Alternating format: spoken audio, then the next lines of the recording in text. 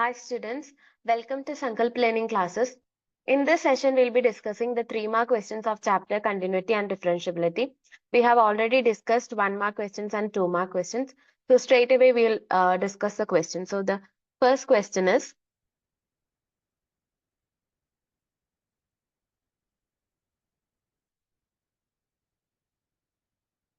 discuss the continuity of the function. Discuss the continuity of the function f defined by f of x is equal to x plus 2 if x is less than or equal to 1 and x minus 2 if x less than 1. Okay, so they have given a function. It is defined as x plus 2 if x is less than or equal to 1, and if x is greater than 1, it is defined as x minus 2. So you have to check the continuity of this function. Okay, we have to discuss the continuity means we have to check the continuity of the function, whether it is continuous everywhere or whether there is any discontinuity point. Okay, so you have to check that. So what about the continuity of the function when the x values are less than or equal to 1? When the x values are less than or equal to 1, x is less than or equal to 1, the function is x plus 2, which is a polynomial function, right? X plus 2 is a polynomial function, and we know that every polynomial functions are continuous. So x plus 2 is also continuous. So for x less than or equal to 1, we can say that since x plus 2 is a polynomial function, it is continuous. What about for the points x greater than 1? For x greater than 1, x greater than 1, it is defined as x minus 2, isn't it? For greater than 1, it is x minus 2, and for less than 1, it is x plus 2. For less than 1, we know since it is a polynomial function, it is continuous. What about for x greater than 1? For x greater than 1 also, it is another polynomial function. X minus 2 means it is a polynomial function, right? So again, it is a continuous function since polynomial functions are continuous. For x less than 1 and for x greater than 1, since it is x plus 2 and x minus 2, it's a polynomial function, it is continuous, right? Now what about x equal to 1? At point x equal to 1, at x equal to 1, you can see that there is a change in the uh, character of this function, right? For x less than 1, it is x plus 2, and for x greater than 1, it is x minus 2, which means there is a shift at the point x equal to 1. Something is happening at x equal to 1, right? So we have to check, in particular, we have to check whether the function is continuous at x equal to 1. So there is only one point where there is a shift for the function. Okay, that is at x equal to 1. So we have to check at x equal to 1 whether the given function is continuous or not. We have already found out that for x less than 1 and x greater than 1, both are polynomial function, it is continuous. So we are now going to check whether at x equal to 1 the function is continuous or not. So we can check at x equal to 1, okay? At x equal to 1. So how do you check whether a function is continuous or not? First, we should know at a point if a function is continuous, we know that the function will be valid at that point, will be defined at that point, right? Which means f of a is defined and here it is 1, right? So the first condition is f of 1 should be defined, right? So what is f of 1? What is f of 1? Here we know when x is equal to 1, right? X is equal to 1, the function is x plus 2, right? So you put 1 in the place of x, that is 1 plus 2. So the value is 3. Okay, so f of 1 is defined. Now, what about the second condition? We have to check whether the limit exists at the point x equal to 1, right? At x equal to 1, there is a change in the characteristic of the function. So we have to check whether the limit exists at the point x equal to 1. So for that, we have to check the right hand limit as well as the left hand limit. If the right hand limit and left hand limit at x equal to 1 are equal, we can say that limit exists at the point x equal to 1, right? So we are going to check limit extends to 1 plus f of x. That is the right hand limit, right? Limit extends to 1 plus f of x, which means x greater than 1. We are approaching from the right side. 1 plus means we are approaching from the right side of 1. Okay, so which is the function? Right side means x greater than 1, right? X greater than 1, so it is x minus 2. It is x minus 2. So limit extends to, when we apply the limit, we just put 1, right? Limit extends to 1, x minus 2. Okay, so since it is a polynomial, you can directly give the limit value, that is 1 minus 2, that is equal to minus 1. Okay, now what about the left hand limit? Limit extends to 1 minus f of x. 1 minus. So here we are approaching from the left side of 1. From the left side of 1, the function is x plus 2. The function is x plus 2, right? So this is limit extends to 1.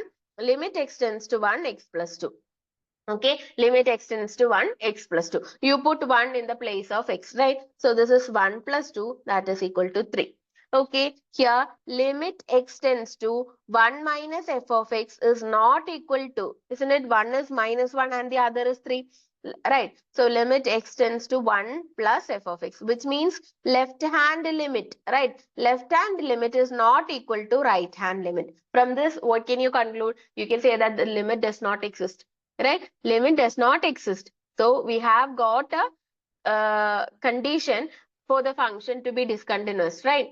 So since the limit does not exist, we can say that the function is not continuous. Okay, the function is not continuous at x equal to 1. At x less than 1 and x greater than 1, since they are polynomial functions, they are continuous. But at x equal to 1, the function is not continuous. Okay. I hope this question was clear to you all. Now we are moving on to the second question. All right. So you have to write all these points. Okay. That is at x greater than 1. Since it is a polynomial, it is continuous. At x less than 1, again, it is a polynomial function. Again, it is continuous. And then you start with at x equal to 1.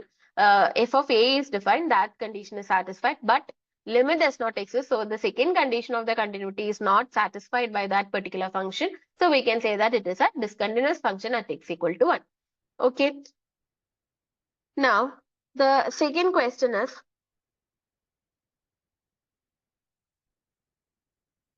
find dy by dx, find dy by dx if y equal to sine inverse of 1 minus x square divided by 1 plus x square, 0 less than x less than 1.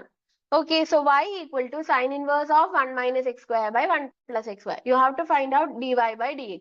Okay, so this is again, it's like a composite function. That is, instead of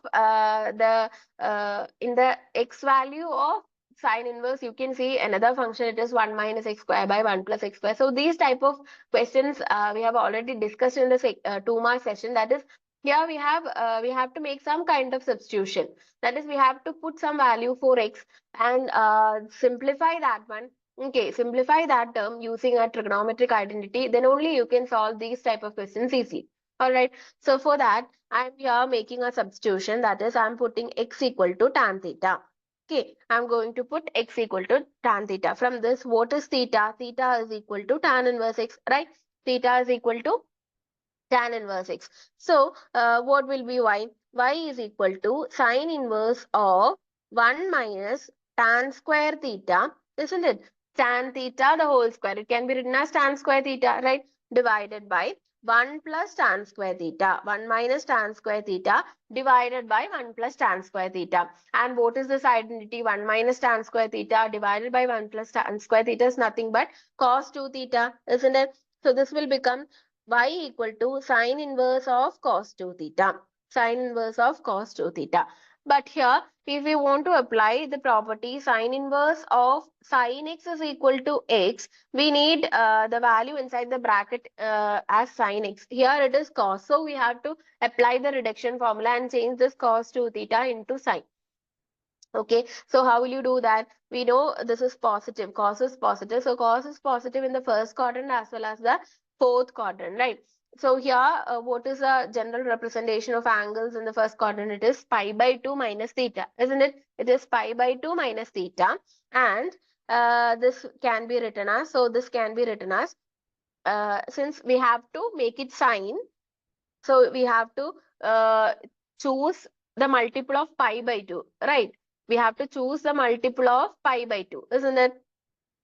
So then only co-function will come, isn't it? The co-function of sine is cos. So in order to make it as a co-function, we are choosing sine of pi by 2, multiple of pi by 2. Pi by 2 minus 2 theta. Okay, pi by 2 minus 2 theta. All right.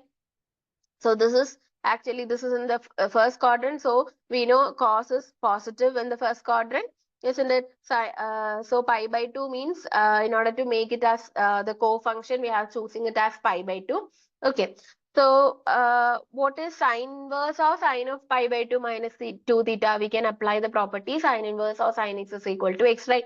So this will be pi by 2 minus 2 theta. This will be pi by 2 minus 2 theta, isn't it? So now we can make the substitution for theta also. Okay.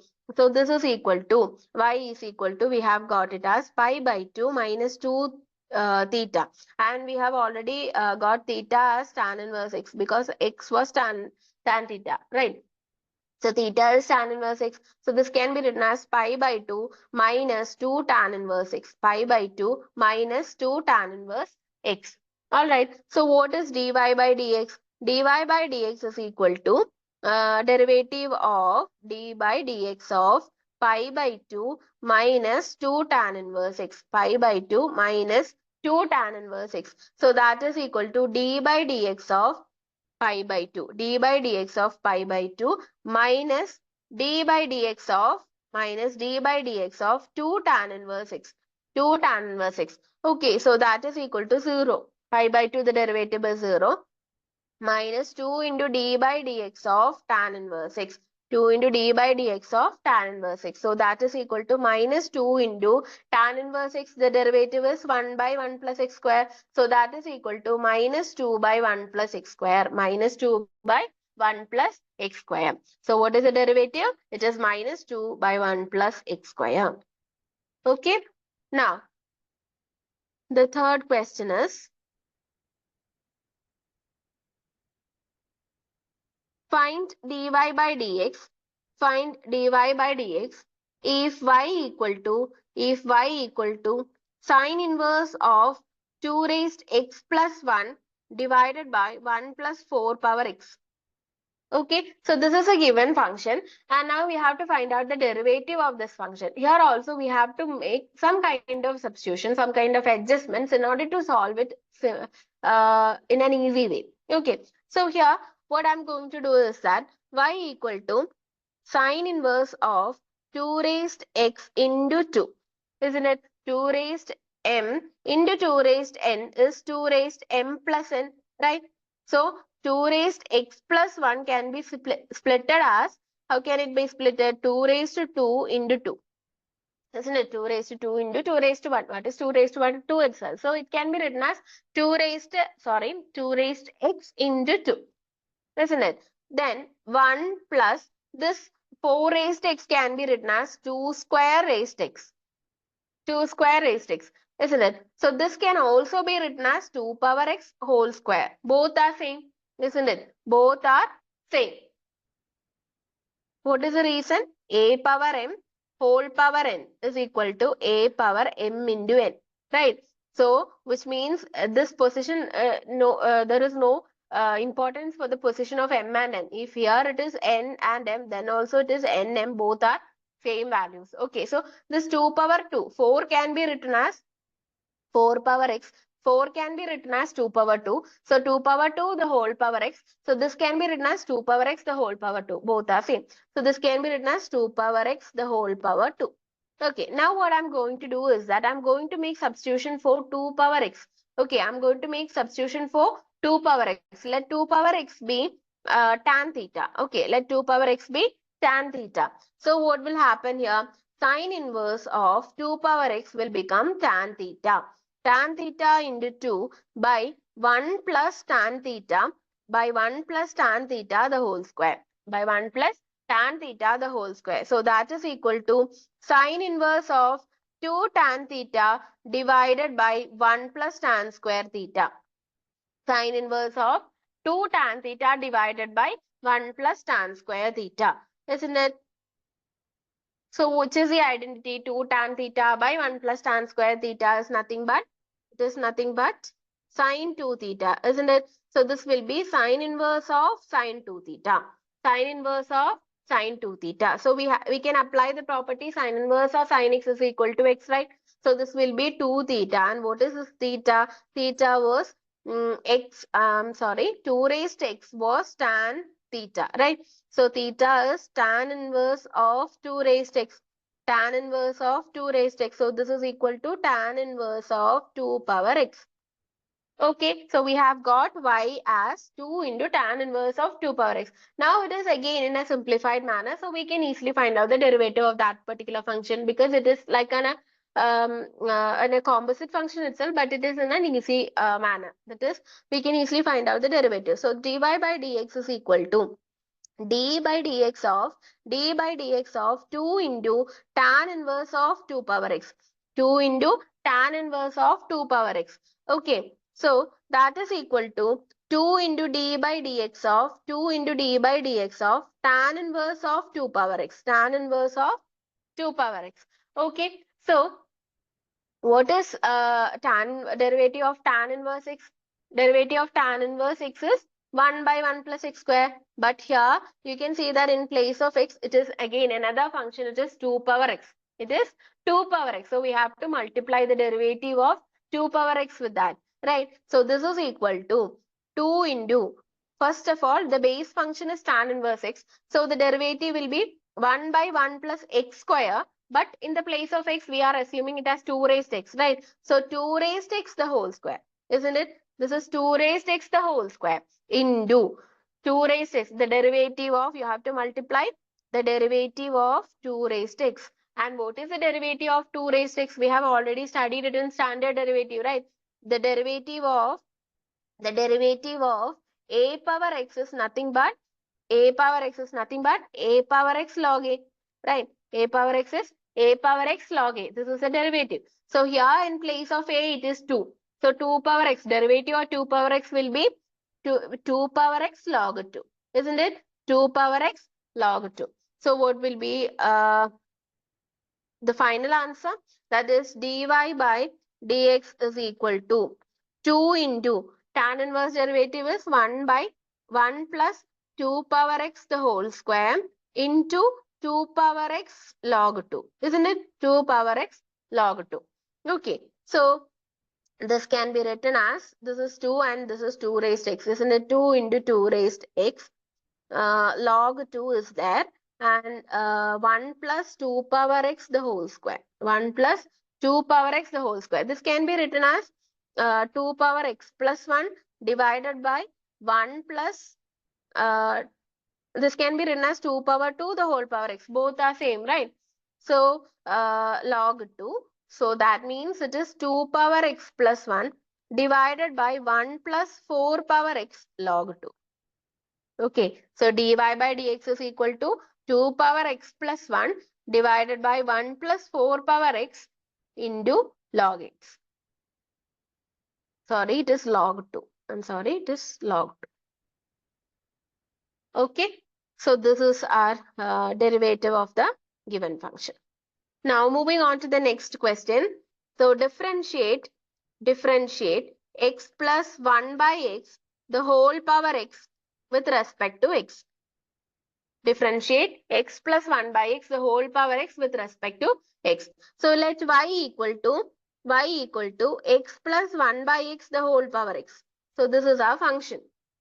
Okay, so here you can see that this is of the form y equal to some function of x raised to another function of x. Okay, so it's like in a complicated form. So what we have to do in order to simplify, we have to choose the logarithmic differentiation. Then we can apply the property of log. What is the property of the log that we can apply here? That is log a power m is equal to m log a, right? So this property can be applied. Or log x power m can be said as m log x, right? So this property can be applied here, right? So what I'm going to do is that first you take log on both sides. Take logarithm on both sides. So what will we get? Log y equal to log of x plus 1 by x the whole power x. Okay, log y equal to log of x plus 1 by x the whole power x. So when you apply the property of log, this will become x into log of x plus 1 by x. X into log of x plus 1 by x. Here you can see that this is product of two functions. Which are those functions? One is x and the other is log of x plus 1 by x. Okay, so one is x and the other is log of x plus 1 by x. It is a product of two functions. Okay, so here we are going to differentiate. In the next step, we are going to differentiate it with respect to x. I'm going to differentiate it with respect to x. Okay, with respect to x. So log y, what will be the derivative of log y? It is 1 by y. Since we are differentiating it with respect to x and log y means it is a function in y, we have to multiply it with its derivative, right? So into dy by dx. So that is equal to, here we have to apply the product rule. When you apply the product rule, first into derivative of second, right? First into derivative of second means d by dx of log of x plus 1 by x. Log of x plus 1 by x plus the second function is log of x plus 1 by x. Log of x plus 1 by x into d by dx of x. Into d by dx of x. Here we have a few more steps here, because in the place of x, you can see that it's again another function, just x plus 1 by x. So you have to apply chain rule, isn't it? When you find the derivative of such functions, you will definitely have to apply chain rule. Okay, so what will happen here? 1 by y dy by dx is equal to, we have already x into d by dx of log of x plus 1 by x, right? Plus log of x plus 1 by x into d by dx of 1. Sorry, x. So this was our previous step. Alright, so this is x into, what is d by dx of log of x plus 1 by x? We know log of x is 1 by x. Here in the place of x, it is x plus 1 by x. So this will be 1 by x plus 1 by x. And we can't stop here because we have to apply the chain rule, as we have assumed x plus 1 by x as x. Okay, so we have to multiply the derivative of x plus 1 by x also. So what is the derivative of x with respect to x? It is 1, plus what is the derivative of 1 by x? It is minus 1 by x square. It is minus 1 by x square, right?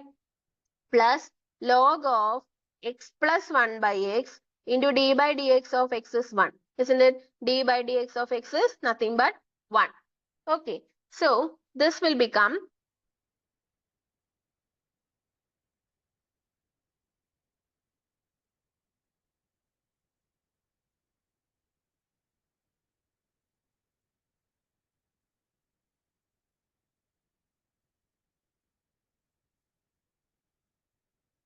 okay, so x into 1 by x plus 1 by x into 1 minus 1 by x square plus log of x plus 1 by x. All right. So, and now we can write this one as dy. We need dy by dx, isn't it? Dy by dx is equal to, if I take this 1 by y to the other side, this will become y into x of x into 1 by x plus 1 by x into 1 minus 1 by x square plus log of x plus 1 by x. Log of x plus 1 by x. Okay, so this is equal to, what is y here? What is y here? We have taken y as, our question was y equal to x plus 1 by x the whole power x, right? So we can substitute that here, that is x plus 1 by x the whole power x into remaining. Okay, all these portions. Okay, so this is our derivative. Now, I hope this question was clear to you all. We are moving on to next question. All right. So, the next question is, differentiate sine x the whole power x plus sine inverse root x with respect to x. Okay. So, these type of, how will you solve these type of questions? You split this function as two parts. That is, let this one be y. Okay. Let y equal to u plus v, where u is equal to sine x the whole power x and v is equal to sine inverse of root x. We can easily find out the derivative of sine inverse of root x, isn't it? We can apply the derivatives of composite function, right? But this one is a little bit complicated, so we have to apply the logarithmic differentiation. So for easiness, we are splitting into two parts as u and v, and you find find the derivative of these functions separately, and then you add it in order to find out the derivative of the given function. Okay, so first we'll find out the derivative of u, that is sine x the whole power x with respect to x. Okay, so that is, let u be sine x the whole power x. So how will you do this? How will you find out the derivative? You take the log on both sides. That is, log u is equal to log of sine x the whole power x. So by the property of log, we can write this one as x into log of sine x. X into log of sine x. And now what you have to do is that you differentiate with respect to x. Differentiate with respect to x. Okay. So what is log u? Log u is differentiating with respect to x, means it will be 1 by u, but since it is a function in u and we are differentiating it with respect to x, we have to multiply it with the du by dx, isn't it? Du by dx equal to. Okay, so here you can see that it is a product of two function, x and log of sine x. Okay, so there you have to apply the product rule, isn't it? So the first function is x into the derivative of second function is d by dx of log of sine x, d by dx of log of sine x, plus the second function is log of sine x into d by dx of x, into d by dx of x. All right, so that is equal to, so this is 1 by u, 1 by u du by dx, 1 by u du by dx is equal to the first into derivative of log of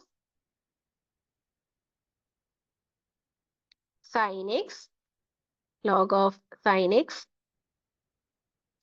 plus log of sine x into derivative of x. So this was the last step, right? So this is equal to x into, what is the derivative of log sine x? We know derivative of log x is 1 by x. Here in the place of x, it is sine x. So this will be 1 by sine x, isn't it? 1 by sine x into, we can't stop there because we have assumed sine x as x. So we have to multiply the derivative of sine x also. What is the derivative of sine x? Sine x is cos x, right? So this is a cos x. Then plus log of sine x into d by dx of x is 1. Into d by dx of x is 1. So what will be the function? That is x into cos x by sine x into cos x by sine x plus log of sine x plus log of sine x. Isn't it? So what is the answer here? X into cot x plus log of sin x. X into cot x plus log of sin x. And what is this 1 by u du by dx? We need du by dx, right? Du by dx is equal to u into x cot x, u into x cot x plus log of sin x. Since we have to make this function completely in the form of x, so we have to again resubstitute the value of u. U was sin x the whole power x, right? We have made the substitution as sin x the whole power x as u. So resubstitute that value, x cot x plus log sin x, x cot x plus log sin x. So we have got one part, that is du by dx. Now the second one we have assumed it as v. So we have to find out dv by dx also. Okay, so we have to find out dv by dx, and what was v? V is equal to sine inverse of root x. V is equal to sine inverse of root x. So what is dv by dx? We are differentiating it with respect to x. What is it? Base function is sine inverse, isn't it? But in the place of x, you can see that it is again another function. It is root x. So what is the derivative of sine inverse x? The derivative of sine inverse x is 1 by root of 1 minus x square. Right? 1 by root of 1 minus x square. So this will be 1 by root of 1 minus root x the whole square, isn't it? 1 by root of 1 minus root x the whole square.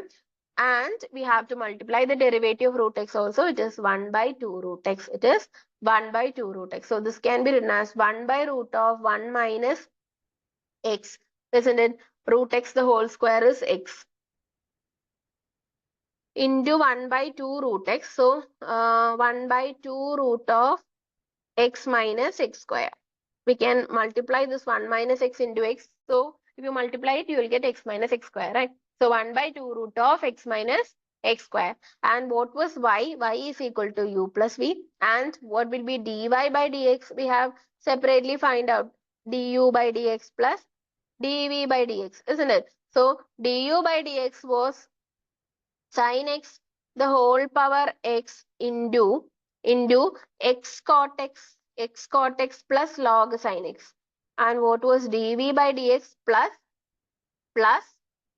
1 by 2 root of x minus x square. 1 by 2 root of x minus x square. All right. I hope this was clear to you all. Now we are moving on to the next question. That is find dy by dx. Find dy by dx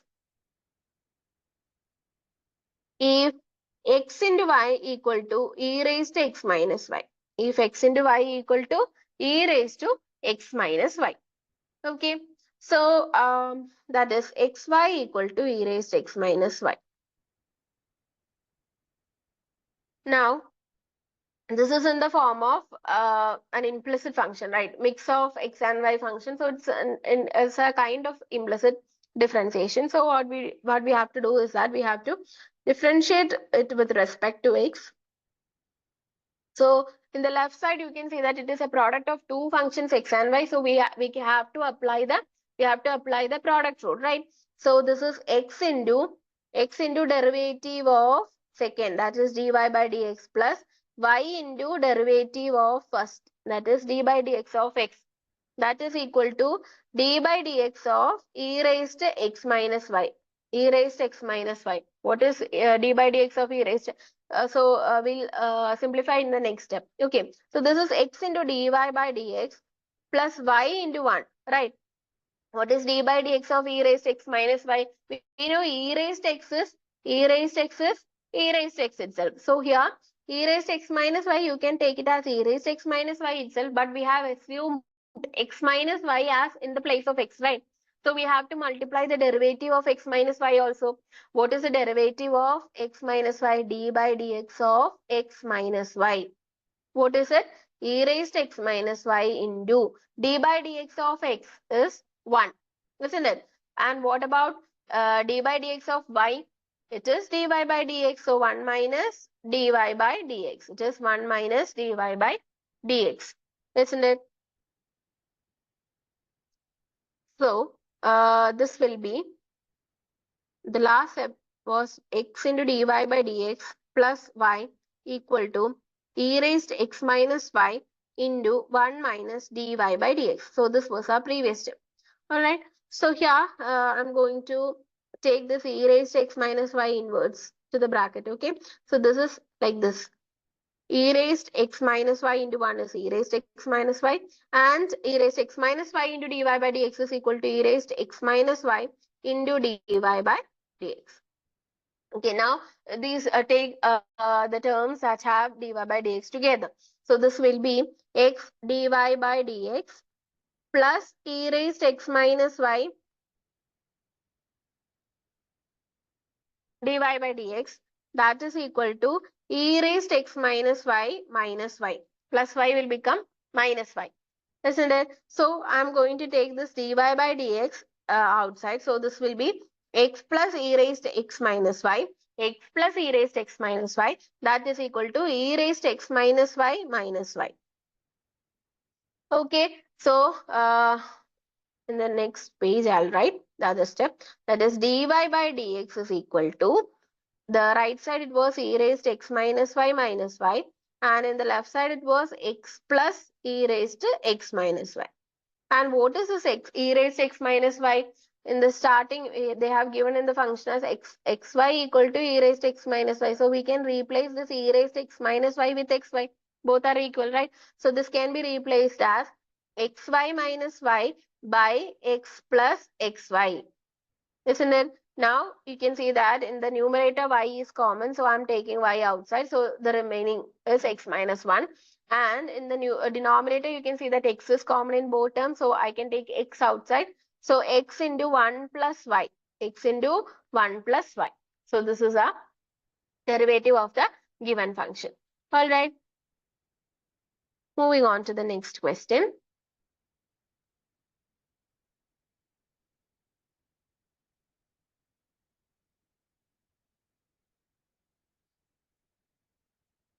So x equal to a cos cube theta, y equal to a sin cube theta.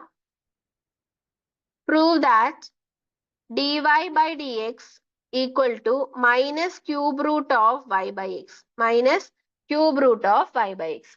Okay. So here, which type of differentiation we have to use? It is parametric differentiation because x and y, they are related to each other in terms of theta, the parameter. Okay, so we have to apply the parametric differentiation. So how will you do that? For that, we know dy by dx is nothing but dy by d theta divided by dx by d theta. So first you find out dy by d theta. Okay, dy by d theta. Okay, so that is equal to d by d theta of what is y? A into sine cube theta. A into sine cube theta. So a into d by d theta of sine cube theta. So the sine cube theta can be written as a into d by d theta of sine theta the whole cube. Sine theta the whole cube.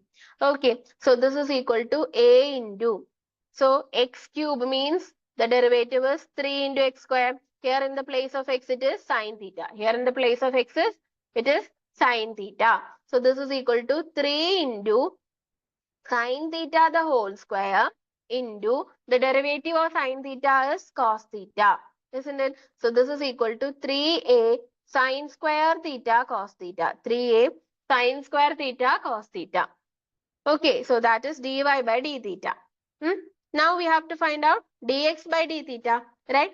So we have to find out dx by d theta also. So what is it? d by d theta of a into cos cube theta. A into cos cube theta. So a is a constant, so we can take it outside. So this is d by d theta of cos cube theta. Cos cube theta can be written as cos theta the whole cube. Again, it is of the form x cube, so we can write it as 3 into x square, right? So this is equal to a into 3 cos square theta, right? But we can stop there because we have assumed cos theta as x. So we have to multiply the derivative of cos theta also. What is the derivative of cos theta? It is minus sine theta, right? Into minus sine theta. Okay, so this will be minus 3a cos square theta sine theta. Minus 3a cos square theta sine theta. Okay, so that is equal to, we have got dx by d theta as well as dy by d theta. Now we can substitute dy by dx. We can write in the next page. So dy by dx is equal to, what was dy by d theta? 3a sine square theta cos theta divided by dx by d theta was 3a minus 3a cos square theta sine theta, right? So which all term gets cancelled, 3a and 3a gets cancelled. Cos theta and 1 cos theta, similarly sine theta and 1 sine theta gets cancelled. So the remaining is minus sine theta by cos theta. Minus sine theta by cos theta. And the sine theta can be written as, since y equal to a sine cube theta. Y is equal to a sine cube theta, right? So from this, you can write y by a as sine cube theta, right? Y by a is sine cube theta. And what is sine theta from here? Sine theta, you can take cube root of y by a, isn't it? Cube root of y by a is sine theta. The value of sine theta is nothing but cube root of y by a. Similarly, x was a cos cube theta, right? So x by a is equal to cos cube theta, isn't it? So what is cos theta from this? It is cube root of x by a. Cube root of x by a is equal to cos theta. I hope this is clear to you all. This step is clear to you all. So we are going to make a substitution for sine theta and cos theta in terms of this. Okay, so sine theta, I'm going to replace it with cube root of y by a minus cube root of y by a divided by cos theta is cube root of, it is cube root of x by a. Okay, which means cube root can be also written as y by a whole raised to 1 by 3 divided by x by a whole raised to 1 by 3. Isn't it? Again, we can split this one, right? We can split this one, that is minus y raised to 1 by 3 divided by a raised to 1 by 3 divided by x raised to 1 by 3 by a raised to 1 by 3, right? So this and this one gets cancelled. So this is equal to minus y raised to 1 by 3 by x raised to 1 by 3. So we can write it as minus y by x whole raised to 1 by 3, which means it is same as minus cube root of y by x. Minus cube root of y by x. And what is this dy by dx? Isn't it? dy by dx. dy by dx is equal to minus cube root of y by x. Okay. So what we have to prove? We have to show that dy by dx is equal to minus cube root of y by x, and that's done. Okay. So these were the important questions that are asked in the 3-mark sessions of this chapter.